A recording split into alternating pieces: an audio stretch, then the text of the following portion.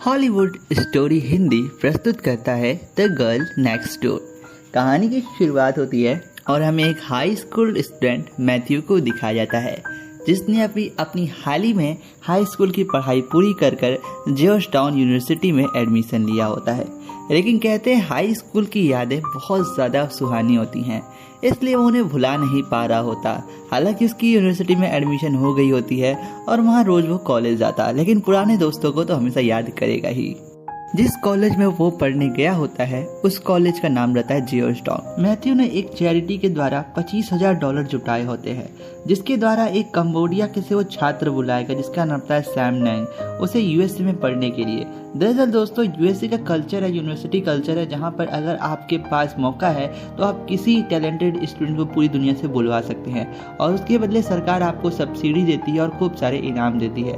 और इस इनाम के लिए मैथ्यू काम कर रहा था। $25,000 उसने डोनेशन से जुटाना चाहता था ताकि वो कंबोडिया से एक स्टूडेंट सैम नैंग को बुला सके। एक दिन नॉर्मली वो अपने कॉलेज से घर पे आता है तो वो देखता है कि उसके घर के बगल में पड़ोस में एक नई पड़ोसन आई होती है जो कि बहुत ज़्यादा खूबसूरत सेक्सी महिला होती है। यह उसे देख के पहली नज़र में बहुत ज़्यादा आकर्षित हो जाता है, लेकिन मोहल्ले की बात छोड़कर वो चल जाता है छत पे अपने कमरे में, जहाँ पर दोस्तों छत से जब वो अपने बेडरूम की खिड़की रास्ते देखता है तो वो उसे उस पड़ोसन का घर दिखता है, जहाँ पर वो देख के हक्का बक्का हो जाता है। उसकी जो पड़ोसन रहती है वो कपड़े चेंज कर रही होती है और एक नौजवान लड़का देख के पूरी तरीके से मजे लेने लगता है कि तभी वो जो लड़की रहती है वो तुरंत अपने पीछे मुड़ती है तो वो उसे देख जाती है और ये छिप जाता है। इसे लगता है कि उसने उसे नहीं देखा, लेकिन थोड़ी देर बाद वही लड़की के घर के बाहर आकर दरवाजा भड़बड़ाने लगती है। अब ये सुनने के बाद तो मैथ्यू का हालत पूरी तरीके से खराब हो जाता है और थोड़ी देर बाद उसके मम्मी पापा उसे चिल्ला के बुलाते हैं, मैथ्यू नीचे आओ। और मैथ्यू घबराते हुए नीचे आता है तो आता है डैनियली, जो लड़की रहती है वो उसके मम्मी पापा से मिलने आई होती है और वो उससे हाय बोलने आई होती है दरअसल। और उसके पापा कहते हैं, बेटा मैथ्यू, जो बगल हमारी पड़ोसी नहीं आई है, ये चाहती है कि ये थोड़ा शहर देखना चाहती हैं, तो जाओ इस मिस को थोड़ा शहर में घुमा लाओ। और डैनियल भी उसको कुछ नहीं बोलते और उसके साथ गाड़ी में बैठ के शहर को घुमाने ले चल पड़ता है। मैथ्यू को लगता है कि डैनियल उसके ऊपर बहुत ज़्यादा गुस्सा होगी, लेकिन ऐसा कुछ नहीं होता। लेकिन डैनियल उससे बदला लेने के लिए मैथ्यू से कहती है, पहले तुम अपने कपड़े उतारो वरना मैं यहीं तुम्हें छोड़ के भाग जाऊंगी। और मैथ्यू को पूरी तरीके से वो नंगा कर देती है और फिर उसे शहर में दौड़ाती है मज़े के लिए। और ये उसका बदला होता है कि उसने उसे नंगा देखा होता है तो ये भी उसे नंगा देखना चाहती थी। ये बहुत ज़्यादा क्रिंज होता है, लेकिन पहली इस राइड के बाद इन दोनों में थोड़ी बहुत यहाँ पे दोस्ती हो जाती है। और इसके बाद दोस्तों मैथ्यू और ये लड़की धीरे धीरे एक दूसरे के करीब आते जाते हैं। रोज़ ये लोग जाते हैं एक दूसरे के साथ पिक्चर देखने और पार्क वगैरह घूमते। एक दिन दोस्तों मैथ्यू के एक दोस्त ने पार्टी दी होती है कि एक कपल पार्टी होती है, तो यहाँ पे मैथ्यू की कोई गर्लफ्रेंड नहीं रहती, तो इसलिए वो डैनियली से रिक्वेस्ट करता है कि प्लीज़ मेरे साथ तुम चलो। और मैथ्यू और डैनियली वहाँ पे जाते हैं और जब वो उस कॉलेज के बच्चे डैनियली को देखते हैं तो पूरी तरीके से चक्कर में पड़ जाते हैं कि यार इतनी सुंदर सेक्सी लड़की कैसे मैथ्यू से पड़ गई। और थोड़ी देर बाद दोस्तों मैथ्यू का एक दोस्त एली आता है और वो उससे मिलता है और कहता है, भाई कहाँ से पटाई इतनी छिमाल। वो कहता है, अरे बस भाई किस्मत है। इसके बाद दोस्तों से कॉलेज के कुछ लड़के आते हैं जो कि मैथ्यू से कहते हैं, सॉरी दोस्त, इस पार्टी में सीट सभी फुल हो चुकी है और अब तुम बाहर चल जाओ। तो वो कहता है, वो लड़की मेरे साथ है। वो कहते हैं, सॉरी दोस्त, वो अब हमारे साथ है, और वो मैथ्यू को बाहर कर देते हैं। लेकिन मैथ्यू किसी प्रकार से दोबारा से हिम्मत करता है और हिम्मत करके जाकर डैनियल को सबके सामने किस कर देता है। और जब लड़की डैनियल नहीं कुछ बोली और वो भी ज़बरदस्त किस करने लगी तो कोई कुछ बोल ही नहीं सकता। इसके बाद ये दोनों एक दूसरे के प्यार में धीरे धीरे बनना शुरू हो जाते हैं। दूसरे दिन जब दोस्तों मैथ्यू कॉलेज जाता है तो उसका दोस्त उसे एली मिलता है और उससे बताता है, भाई कल जो तुम लड़की लाए थे ना वो झोलम झोल मामला है। इसमें वो कहता है, ऐसा क्या बात है। तो मैथ्यू और एली एक कमरे में जाते हैं जहाँ पर एली उसे एक पॉर्न वीडियो दिखाता है और उस पॉर्न वीडियो के अंदर जो हीरोइन रहती है वो डैनियली रहती है। इसका मतलब ये रहता है जो डैनियली रहती है ये एक पॉर्न एक्ट्रेस है। और ये सुनने के बाद मैथ्यू के पैरों तले ज़मीन खिसक जाती है और वो कहता है एली से, मैं उससे भी तुरंत ब्रेकअप कर लूँगा। एली कहता है, नहीं, ब्रेकअप करने की कोई ज़रूरत नहीं है यार, तो उसका थोड़ा सा तो फ़ायदा उठा, तुझे एक पॉर्न स्टार मिली है तो यार वो तुम्हें देने में कोई हर्ज नहीं करेगी और मेरे ख्याल से तुम्हें सही मौका पा के उसका कांड कर देना चाहिए। इसके बाद एली के एडवाइस पर जो मैथ्यू रहता है वो डेनिली के साथ एक दिन होटल में जाता है, जहाँ पर उसके साथ बहुत नॉर्मल बिहेव कर रहा था और उस होटल में जाके एक रूम बुक करता है और वो लोग रूम में जाके बैठे होते हैं। थोड़ी देर बाद उसको डेनिली शायद समझ जाती है इसने मेरा पास्ट जान लिया है और वो अपने आप को बहुत ज़्यादा बेइज्जत हुआ महसूस करती है और इसके बाद यहाँ पर डेनिली अपना रिलेशनशिप एंड कर देती है। दरअसल जो डेनिली रहती है ना, इसके पास्ट बहुत ख़राब रहती है। ये पास्ट में एक पॉर्न स्टार रहती है, लेकिन अब ये अपनी ज़िंदगी से उब कर एक नई ज़िंदगी शुरू करनी चाहती है जहाँ पे ये नॉर्मल इंसान के साथ ज़िंदगी बिताना चाहती है। लेकिन कहते हैं ना, इंसान का पास्ट उसका पीछा नहीं छोड़ता और यहाँ भी ऐसा कुछ डेनिली के साथ हुआ। इसके बाद मैथ्यू रहता है कुछ दिनों बाद उसके घर पे जाता है और उससे माफ़ी मांगता है। जब वो उसके घर पे जाता है तो डेनिली का एक बहुत पुराना दोस्त कैली आया होता है और वो मैथ्यू को मिलकर बहुत खुश होता है और कहता है, बच्चे तुम्हें पढ़ाई लिखाई करनी चाहिए और आगे बढ़नी चाहिए, सारे गर्लफ्रेंड बॉयफ्रेंड वाले चक्कर में मत पड़ो। डेनिली कहती है, सॉरी, मेरा पास्ट मेरा पीछा नहीं छोड़ रहा है, इसलिए शायद मुझे पास्ट में ही रहना पड़ेगा।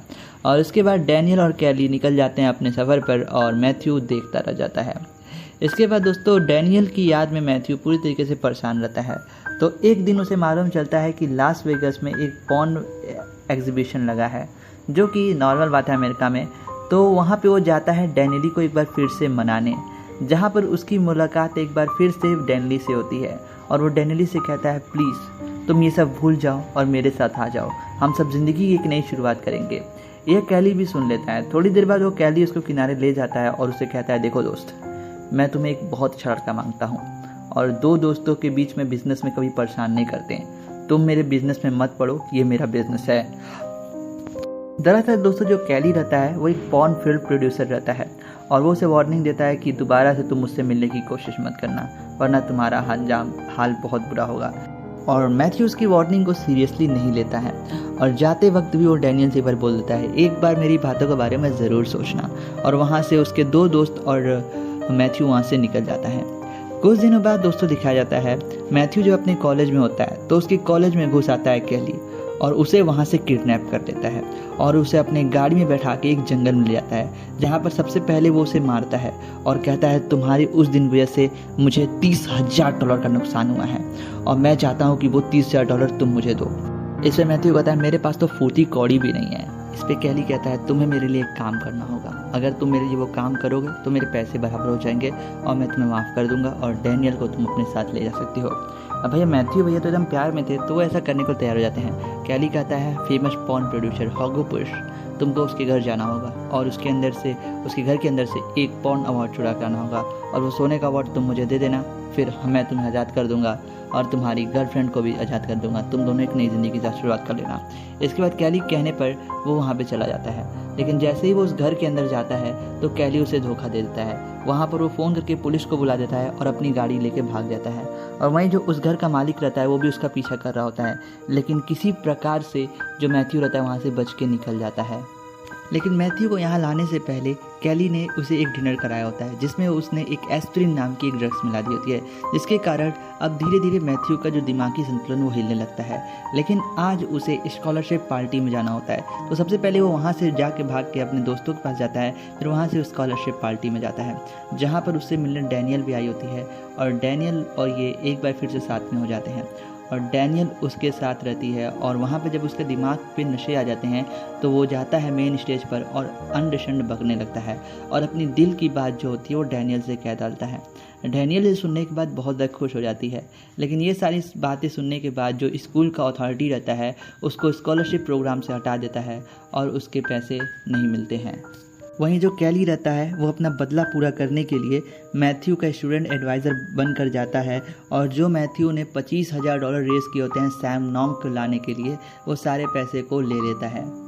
जब भी अपना पैसा मैथ्यू निकालने जाता है तो वहाँ की उसे असिस्टेंट बताती है, सॉरी सर, आपके पैसे तो आपके स्टूडेंट एडवाइज़र ले गए। वो कहता है, कौन स्टूडेंट एडवाइज़र? उसमें कहता है वो कहती है कैली, जिसके साथ आप उस दिन आए थे। दरअसल एक दिन कैली के साथ मैथ्यू यहाँ पर आया था और उसे अपना स्टूडेंट एडवाइज़र बताया था और जिस वजह से यहाँ पर मैथ्यू ने जो भी पैसा चैरिटी द्वारा जुटाए थे वो सारे कैली लेके भाग जाता है। अब इसके वजह से मैथ्यू के अंदर यहाँ पे फ्रॉड का चार्ज लग सकता था और वहाँ की असिस्टेंट कहती है, सॉरी सर, हमें इसे रिपोर्ट करना होगा। लेकिन मैथ्यू कहता है, इसमें गलती तो आपकी है ना, आप मेरी परमिशन के बिना कैसे दे सकते हो?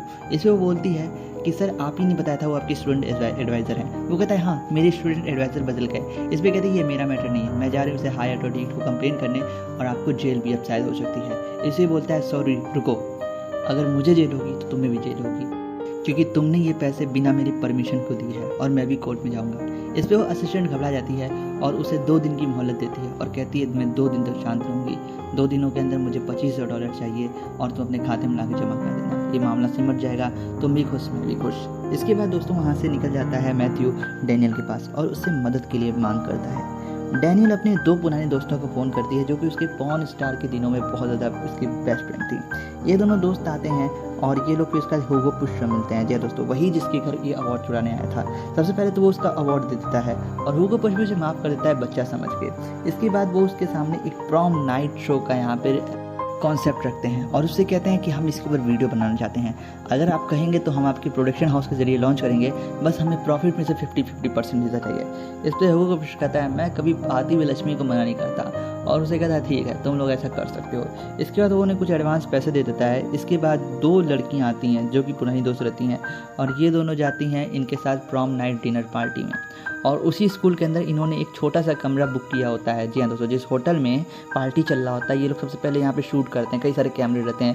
इसके प्रिंसिपल कहते हैं अरे बेटा ये कैमरे वगैरह क्यों? वो कहता है ये मैं अपना पल यादगार बनाना चाहता हूँ इसलिए मैं कैमरे रखती हूँ। और वो 2 जो पॉर्न स्टार लड़कियाँ रहती हैं भाई, उन लोगों को देख के पूरे कॉलेज वाले हैरान हो जाते हैं और कॉलेज वाले पूछते हैं ये 2 कौन है? तो लोग कहते हैं ये मेरी गर्लफ्रेंड है जो कि यहाँ पढ़ने आएगी।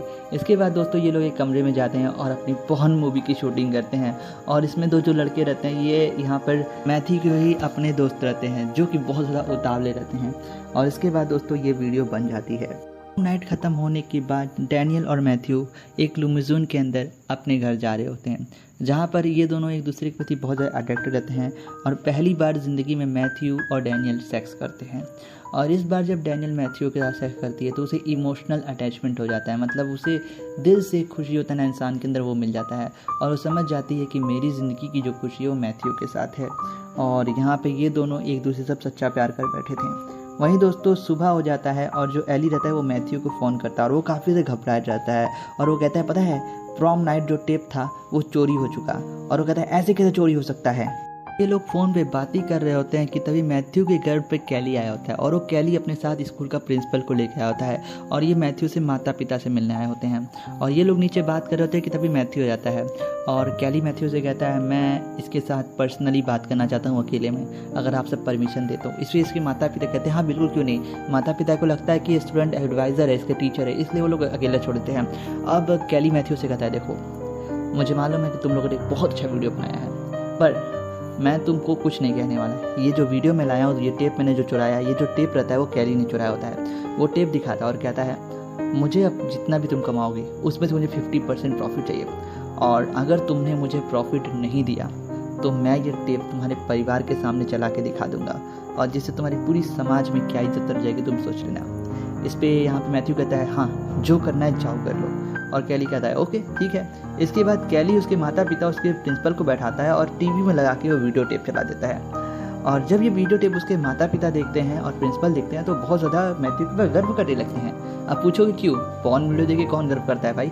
दरअसल दोस्तों इन्होंने जो वीडियो बनाया होता है ये कोई पॉर्न वीडियो नहीं रहता है, ये एक सेक्स एजुकेशन के ऊपर वीडियो रहता है जो कि काफ़ी ज़्यादा नए ज़माने का होता है और काफ़ी ज़्यादा यहाँ पर अच्छे से बनाया होता है, जिसको देख के यहाँ पर इन लोग इनको माफ़ कर देते हैं। और फाइनली अब कैली के पास कुछ रह नहीं गया कि भाई इसको ब्लैकमेल कर सके, तो भी कहता है चल भाई तू जीता मैं हारा और वहाँ से वो चला जाता है। और इसके बाद दोस्तों वो जो वीडियो रहता है वो लोग बाजार में ले जाते हैं और ह्यूगो पाश और मैथ्यू इस वीडियो को बेच के मिलियंस ऑफ डॉलर्स बनाते हैं। और अब जो मैथ्यू रहता है वो सबसे पहले $25,000 उस फंड में डाल देता है जो कि डोनेशन द्वारा जुटाया होता है और सैम लैंग भी यूएस से आ जाता है पढ़ने। इसके बाद दोस्तों कैली को दिखाया जाता है जिसके घर पे एक लेटर आया होता है और उस लेटर के अंदर $1 मिलियन का चेक रहता है और ये चेक को दोस्तों यहाँ पर मैथ्यू ने भेजा होता है और कैली कहता है ये बच्चा भी ना दरअसल ये जो प्रॉम नाइट वाला आइडिया था ना, ये कैली ने ही मैथ्यू को दिया था। तो मैथ्यू ने भी उसका एहसान उतार दिया इसे $1 मिलियन को देकर, और कैली भी अब अपने पुराने कर्ज को चुका चुका है और अब वो अपने प्रोडक्शन हाउस खोल लेता है। और वहीं दोस्तों डैनियल और मैथ्यू को दिखाता है जो कि अब नई यूनिवर्सिटी में पढ़ने जा चुके हैं और ये लोग वॉशिंगटन DC में जाके सेटल हो जाते हैं। और इसी के साथ दोस्तों the girl next door movie खत्म हो जाती है। आशा करूँगा ये दोस्तों एक रोमांटिक सी मूवी आपको पसंद आई होगी। काफ़ी ट्विस्ट हैं, टर्न्स थे। आपको ये मूवी कैसी लगी कमेंट बॉक्स में जरूर बताएं, और इसी मूवीज़ को देखने के लिए सब्सक्राइब करें हॉलीवुड स्टोरी हिंदी को। Thanks for watching.